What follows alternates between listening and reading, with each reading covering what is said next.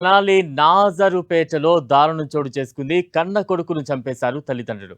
కొడుకు వేధింపులు భరించలేక పీక కోసినట్టు తెలుస్తోంది. 2 సెంట్ల భూమిని తన పేరుపై రాయాలని వేధిస్తోన్న కొడుకు కోటేశ్వరరావును అంతమొందించారు తల్లిదండ్రులు. మద్యం మత్తులో నిత్యం గొడవలు చేస్తున్నాడని, వేధింపులు భరించలేకే ఈ ఘాతుకానికి పాల్పడినట్లు తెలిపారు. హత్య తర్వాత మృతదేహాన్ని ఆటోలో తరలించేందుకు యత్నించారు. ఇది గమనించిన స్థానికులు పోలీసులకు సమాచారాన్ని చేరవేశారు.